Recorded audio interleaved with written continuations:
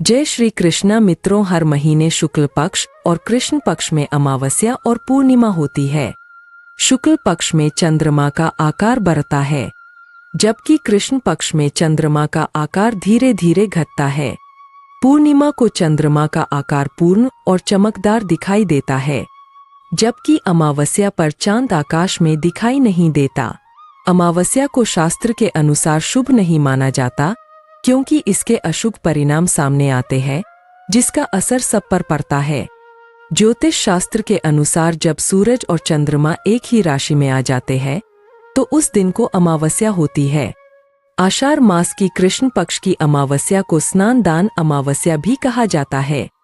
आषाढ़ माह में आने वाली अमावस्या को हलहारिणी अमावस्या कहा जाता है।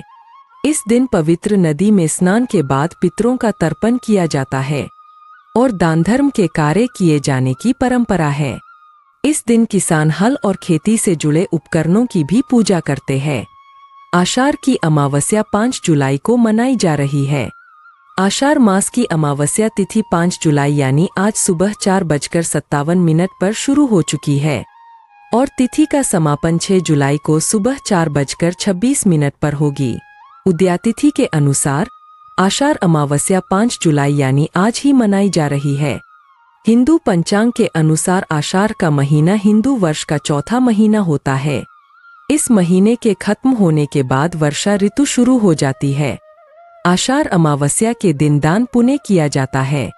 पितरों की आत्मा की शांति के लिए धार्मिक कार्य किए जाते हैं। इस दिन पवित्र नदी में और तीर्थ स्थल पर स्नान करने से कई गुना फल मिलता है। आषाढ़ अमावस्या के दिन स्नान और दान का विशेष महत्व होता है। आषाढ़ अमावस्या का दिन बहुत ही महत्वपूर्ण दिन होता है, क्योंकि कई धार्मिक कार्य किए जाते हैं। इस दिन पवित्र नदियों में स्नान किया जाता है। इस दिन पितरों का तर्पण किया जाता है। आषाढ़ अमावस्या के दिन श्राद्ध कर्म, दान पुण्य करने का विधान बताया जाता है। जिन लोगों को राहु केतु के कारण बनने वाले पितृ दोष के कारण व्यक्ति को मानसिक तनाव रहता है और साथ ही कामों में बाधा आती है, इसलिए आषाढ़ अमावस्या के दिन की जाने वाली पूजा से पितरों को प्रसन्न किया जाता है और उनका आशीर्वाद प्राप्त किया जाता है। आषाढ़ अमावस्या के दिन हिंदू अपने घर की साफ सफाई करते हैं। आषाढ़ अमावस्या की पूजा को किसी के निर्णय के लिए इष्ट देवता के प्रति प्रतिबंध किया जाता है। आषाढ़ अमावस्या के दिन हिंदुओं द्वारा दीप पूजा का रिवाज माना जाता है।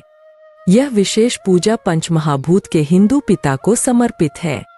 इसमें वायु, अग्नि, जल, आकाश और पृथ्वी को प्रमुख 5 घटक माना जाता है। इस दिन ध्यान देना चाहिए कि तालिका का चौरंग दीप पूजा के रिवाज के हिस्से के रूप में उपयोग किया जाना चाहिए।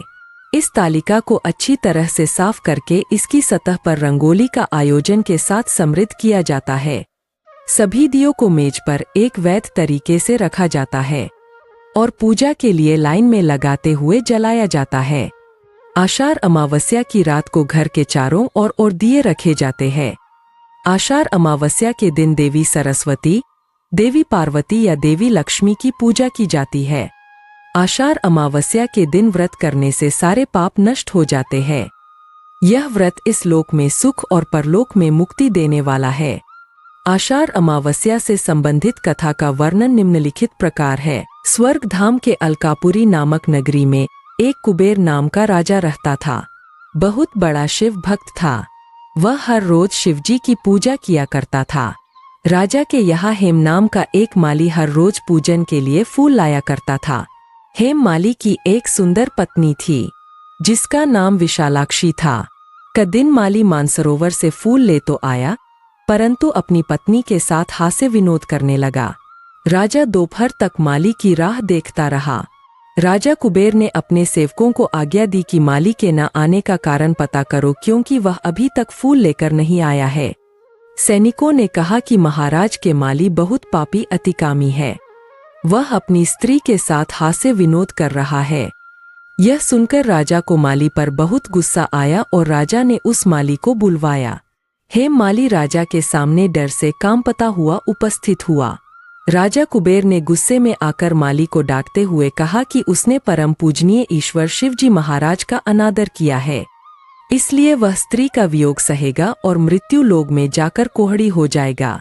राजा कुबेर के श्राप देने से हेममाली का स्वर्ग से पतन हो गया। वह उसी क्षण पृथ्वी पर जा गिरा। पृथ्वी पर आते ही उसके शरीर पर कोहड़ हो गया। हेममाली की स्त्री उसी समय अंतर्ध्यान हो गई। पृथ्वी पर आकर माली ने बहुत दुख झेले। वह बिना भोजन और जल के जंगल में भटकता रहा। हेममाली को रात में नींद भी नहीं आती थी, लेकिन शिवजी की पूजा करने के प्रभाव से उसे अपने पिछले जन्म की स्मृति का ज्ञान हो गया। एक दिन घूमते घूमते माली मार्कंडेय ऋषि के आश्रम में पहुंच जाता है। उसने देखा कि वह ऋषि ब्रह्मा से भी अधिक वृद्ध थे और आश्रम ब्रह्मा के सभा के समान लगता था। हेममाली वहां जाकर ऋषि के पैरों पर गिर गया। इसे देखकर ऋषि जी ने पूछा कि उसने ऐसा कौन सा पाप किया है जिसके प्रभाव से उसकी यह हालत हो गई है। हेममाली ने ऋषि को सारा हाल बताया। ऋषि जी ने कहा कि उसे एक व्रत करना होगा जिससे उसका उद्धार होगा। ऋषि जी ने कहा, आषाढ़ मास की कृष्ण पक्ष की योगिनी एकादशी का व्रत विधि पूर्वक करेगा तो उसके सारे पाप नष्ट हो जाएंगे। यह सुनकर माली बहुत खुश हुआ। उसने ऋषि जी को प्रणाम किया। इसके बाद हेममाली ने विधि पूर्वक व्रत किया। इस व्रत के प्रभाव से माली अपने पुराने रूप में आकर अपनी पत्नी के साथ सुखी सुखी रहने लगा। इस व्रत को करने से सारे पाप दूर हो जाते हैं। आषाढ़ अमावस्या के दिन किसी पवित्र नदी पर स्नान किया जाता है। स्नान करने के बाद सूर्य देवता को जल अर्पित किया जाता है।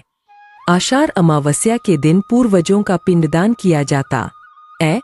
ऐसा करने से पूर्वजों को शांति और मोक्ष प्राप्त होता है। आषाढ़ अमावस्या के दिन यदि कोई बच्चा पैदा होता है तो शांति पाठ कराया जाता है। आषाढ़ अमावस्या के दिन खेतों में हल नहीं चलाना और खेत जोतना नहीं चाहिए। आषाढ़ अमावस्या के दिन क्रय विक्रय और शुभ कामों को नहीं करना चाहिए। इस दिन मांस और शराब का सेवन नहीं करना चाहिए। आषाढ़ अमावस्या के दिन घर में किसी प्रकार के गंदगी नहीं होनी चाहिए। दोस्तों, वीडियो पसंद आया हो तो वीडियो को लाइक और शेयर करें। धन्यवाद।